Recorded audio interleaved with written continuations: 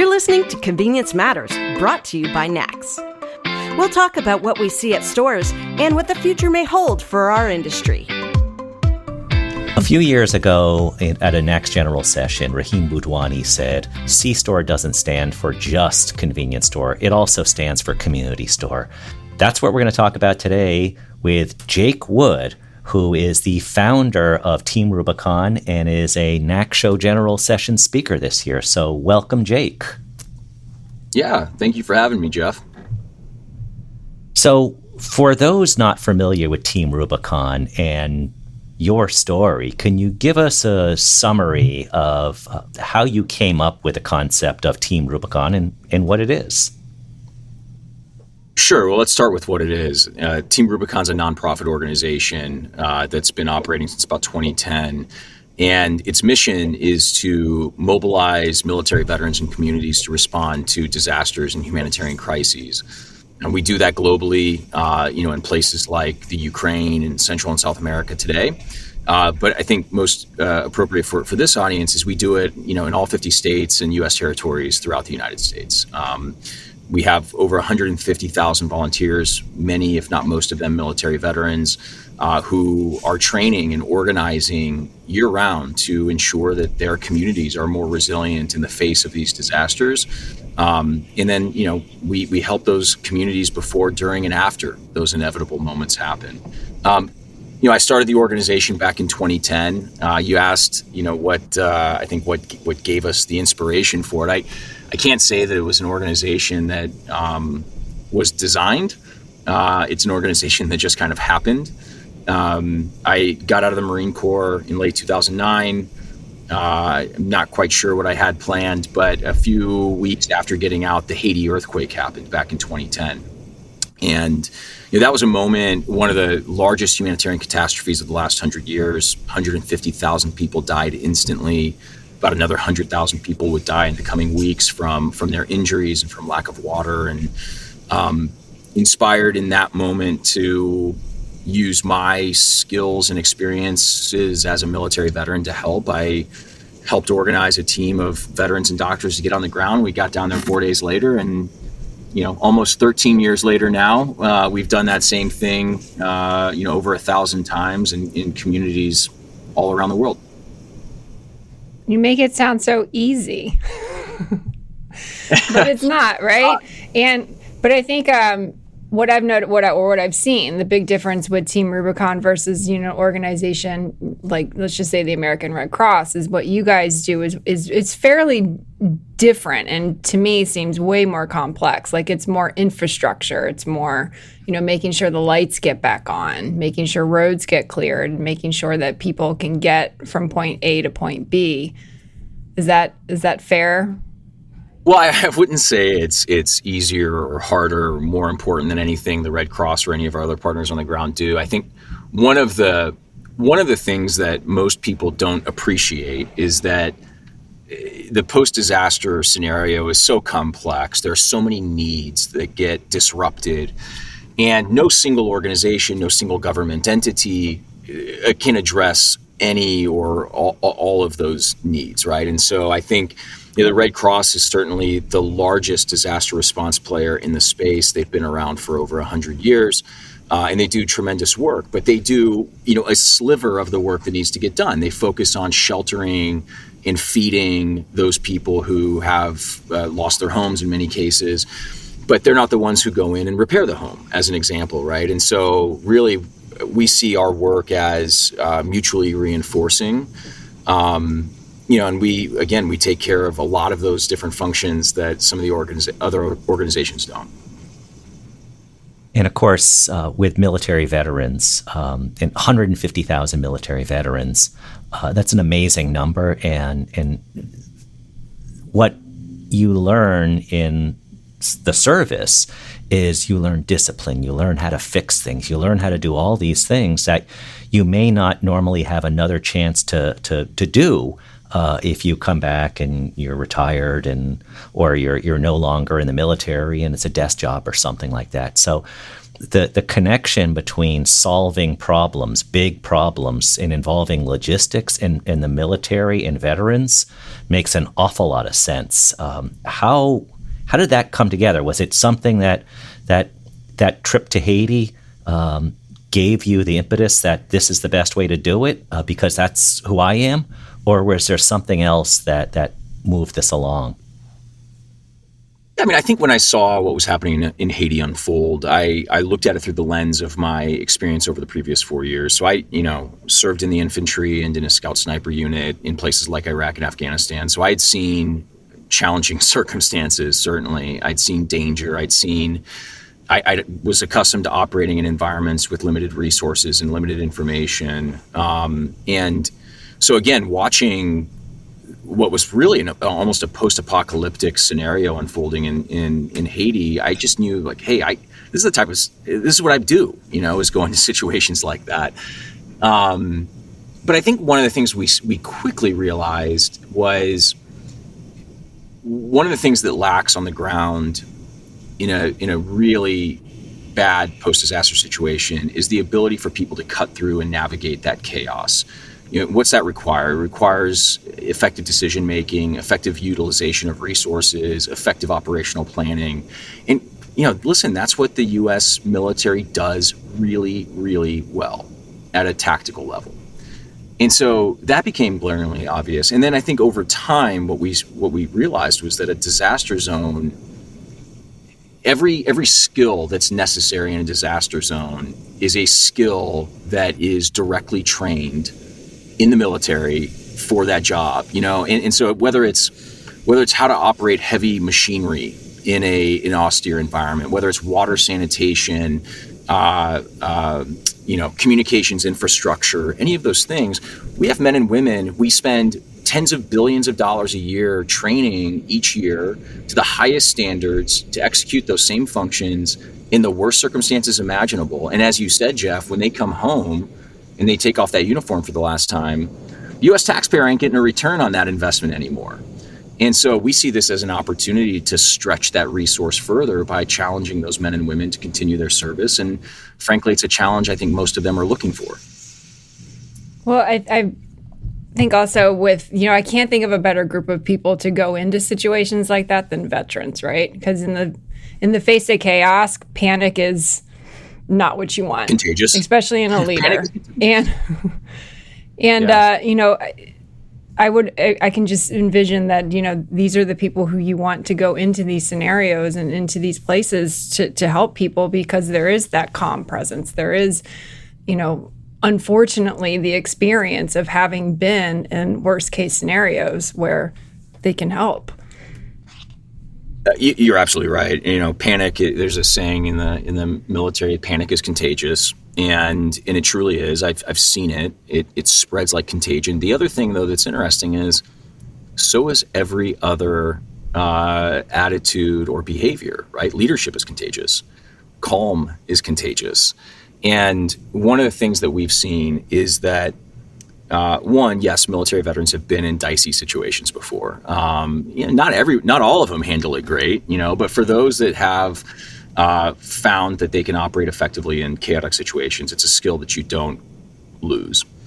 And what's interesting is in these communities across the U.S., the U.S. has a pretty amazing emergency management infrastructure. It is a profession that's staffed with highly educated people. We have a great emergency management system through the National Incident Management System and the corresponding ICS infrastructure. But if you're an emergency manager in, call it, small town Kentucky, let's use Kentucky and the flooding that happened there in eastern Kentucky this year, horrific flooding. If you're an emergency manager in one of those small towns, you may have been the emergency manager for 10 years, and you may have been developing plans and contingency plans, but you've probably actually never experienced a disaster. You might know all, and so we can come in with our teams, and in particular, our incident management teams who are responding to 15, 20, 25 disasters a year, and help them to understand, okay, here's the application of your expertise in practice. Here's how you apply what you know to what we're seeing on the ground. there's no disaster scenario that we haven't seen at this point, short of like a nuclear meltdown. Knock on wood. Which we're preparing, which our teams in Ukraine are preparing for, by the way. Yeah, so, unfortunately. Heaven forbid that happens. One of the other, going back to, you talked about things that are contagious. Another thing's contagious, and you've talked about it in news articles, et cetera, is the concept of love. And it might strike people as, well, that doesn't really fit the narrative. Jake's a Division I football player. Marine, a very aggressive type backgrounds, but you talk about the importance of love, which makes things, helps engender trust and makes a lot of these things, these high energy things, possible. Yeah. I usually, people struggle to hear a Marine combat veteran talk about love. I think most of them, I'm not going to pretend I know what people think, but listen, I think one of the things that I learned in the military is that the most important factor in unlocking the courage of your teams is creating a sense of safety for those teams. And the fastest way to create a sense of safety for people is for them to feel cared for. And, I talk about that and use the word love because I think it's the most powerful form of that. And what happens is when people feel cared for, they feel that sense of safety. They know that you have their back. They know that you will do anything for them, whether that's for them professionally or whether that's for them personally. And what happens then is they have the space to become courageous, right? And I often use this example, which really leaves people scratching their heads. There were various moments in my combat tours overseas where I, saw real courage unlocked, where I saw Marines running across fields under machine gun fire. And I've led Marines across fields under machine gun fire. And, when I sit back and I think about, why they were able to find that courage, I think back through that sequence that I just spoke about. They miraculously, in that moment, felt safe. Now, that doesn't make sense because, of course, they were in mortal danger. There were literal machine gun rounds coming in at them. But that sense of safety is relative, right? So they weren't physically safe, but they were emotionally and mentally safe. And that emotional and mental safety came from their knowledge that there was so much love within that platoon that if they went down, there'd be a line of Marines waiting to run back out into that same, machine gun riddled field to get them. And so that provided them with the opportunity to find courage. I think leaders in business can do that same thing. If you create a culture of fear where people are nervous that any misstep is going to cost them their job, and you're not just costing someone their job, you're costing them the ability to pay for gas, the ability to put food on the table for their kids. Like, there is nothing more fearful in the world than not being able to provide, for your family. And when people are operating in that culture of fear, they are unwilling to take any risk. They're unwilling to demonstrate any courage because courage, what do you need courage for? You don't need courage for the not risky stuff. That's just the day-to-day. But the opportunity to, if you're a convenience store clerk to, I don't know. I struggle to think of an example, but, do the right thing by a customer, which maybe goes against the protocol or the book, breaks the rules somehow, but it's the right thing to do. Maybe you don't allow public use of your restroom, but you see somebody that really needs it. Like, you got to give people that liberty to operate in that way, but they can't do it under fear. Yeah, and that's an example. One of our former board members used to say, I'll never lose a customer over 10 cents.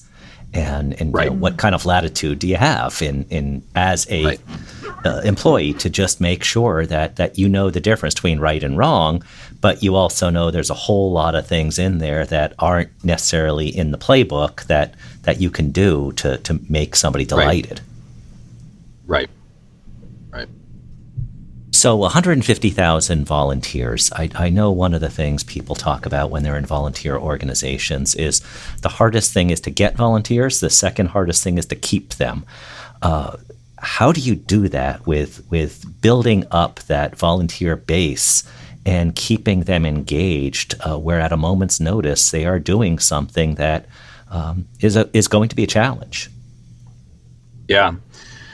Yeah, it's I think it all begins and ends with culture. We've tried to build an organization that, we focus on culture early, and culture is really hard to measure. And I think that there was this anecdotal way that we discovered in measuring it, this hypothetical question we would ask ourselves, which was, if Team Rubicon disappeared overnight, would it leave an irreplaceable void in the lives of the people that were involved in it, right? Beyond like if they were a full-time employee and it was a financial void, like if it disappeared overnight, would it leave that void where they're like, man, I'll never have an organization like that again? Because for people that were in the military, like for me as a Marine, the Marine Corps was that. It was such a special time in my life, and eventually we were able to measure whether we were having that impact because we started to see people tattoo Team Rubicon on their bodies. And it was at that point in time where you think about, there are very few companies or brands or organizations that have been elevated into a person's consciousness where they tattoo it on their body. But think about some of them, right? The military, they call them boot camp scars, because the first thing that a graduate of Marine Corps boot camp does is go to a tattoo parlor and get like some Marine Corps tattoo on their body, because it's now a part of their identity. It's what they identify as. You think of like Harley Davidson as a brand. It's a motorcycle. It's a big hunk of metal. But it's a lifestyle. It's a way of expressing who they are. And they'll go and they'll get that Harley Davidson tattoo on their bicep, right? There are very few companies, brands, organizations that have elevated themselves to that with the people that they serve. So the first time I saw a Team Rubicon tattoo, I thought it was the strangest thing in the entire world. And I saw my second one, and the guy already had like 50 other tattoos. So I was like, well, it's like a 2% tattoo increase. And then you see 10, 15, 20, 50, 100. There's hundreds of Team Rubicon tattoos out there. It was at that point that I really understood that we built something that mattered so much to these volunteers, that if it disappeared, they would never replace it. And so focusing on that volunteer experience, focusing on that culture, focusing on how you make them feel in all of those moments is so precious. Now, counterintuitively, one of the best ways to protect that volunteer culture is to fire volunteers, right?